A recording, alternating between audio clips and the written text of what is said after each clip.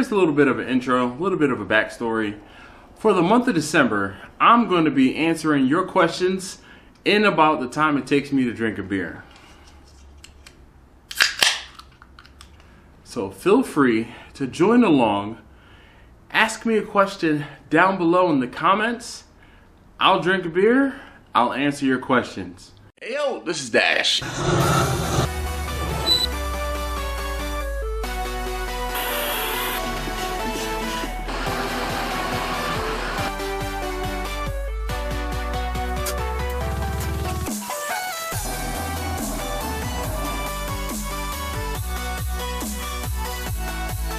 Get ready.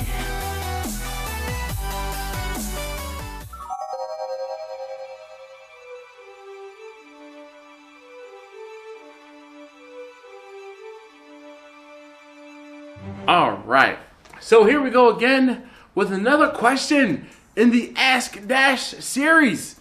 If you don't know what this is, you better ask. Don't ask somebody, just ask me. Just ask a question down below and I will answer it in hopefully a timely fashion and get your question answered before the month is out, because I'm going to do one of these videos every single day for the month of December. Another beer, another question. Today's question, or this episode's question, comes from Kevin. Kevin Walsh says, "Hey Dash." Hey Kevin. "How do you keep the food warm or cold and maintain it that way?" Beers are kicking in. "That way from the time you pull it from the smoker to the time you get it in the customer's hands." Excuse me. He also says, "Happy Turkey Day." Salute and happy Turkey Day, or hopefully you had a happy Turkey Day.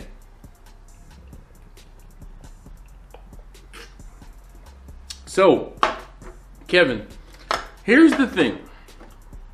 I am a firm believer in cooking ahead of schedule, cooking ahead of time, and reheating. With that being said, I will chill things if necessary, or I will let things cool to room temperature, slice things up, and then get them reheated.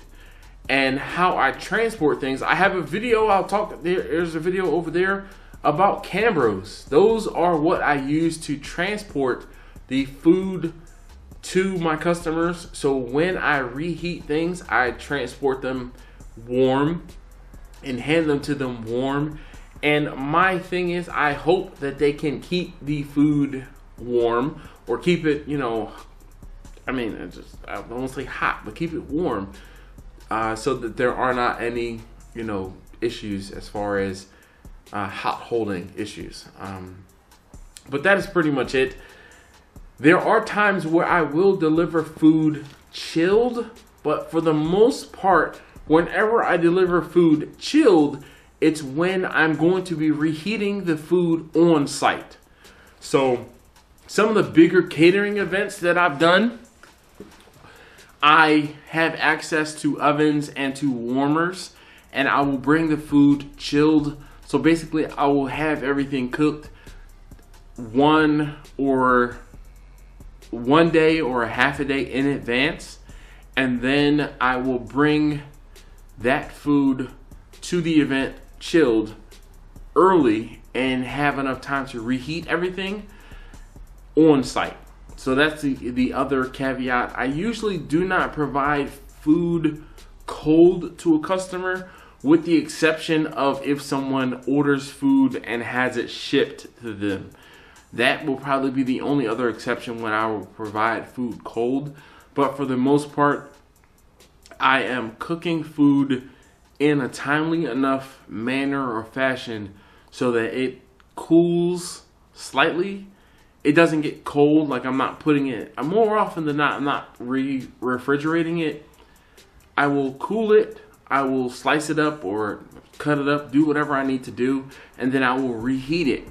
Once I reheat it, I'll get it warm, take it, put it in Cambros, and then take it and deliver it to the customer. Once I deliver it to the customer warm, that's like, I'm done. My job here is done. And not going about my business. So hopefully that helps. Hopefully that answers your question and makes it easier for you to figure out what you need to do when you are cooking. But do not be afraid to reheat food, okay? Do not be afraid to reheat. A wise man once said, it is much easier and faster to reheat something than it is to cook it. That wise man was Marcus from Crimson Creek Barbecue, so shout out to Marcus.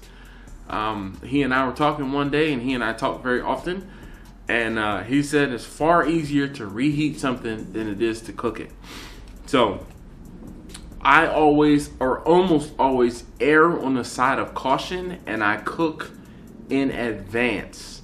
And when I say advance, I'm not saying a week in advance. I'm not saying 2 or 3 days in advance.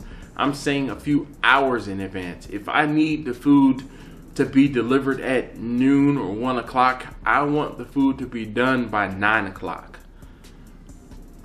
So that I have some breathing room. I have some, room for mistakes, or have some room for an error.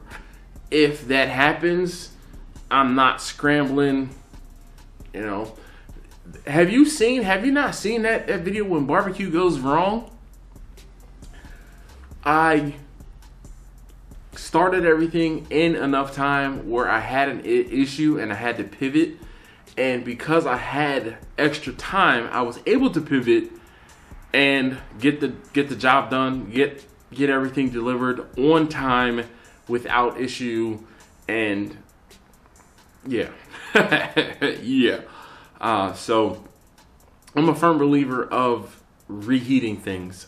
So that's the main thing I want you to take away. Don't be afraid to reheat something, and how you reheat something is the same or similar way to how you cooked it. Just make sure you cover everything tightly so that your moisture does not escape. All right. Hopefully that helps. Thank you so very much for participating and asking me a question in the Ask Dash series. I really do appreciate you doing that. So if you have not already, please do subscribe. It's kind of cliche, but I really do appreciate you guys subscribing. I do appreciate you guys watching. And I'm going to say thank you 1,000,001 more times. So thank you guys so very much, as always, for watching. And I'll see you guys next time.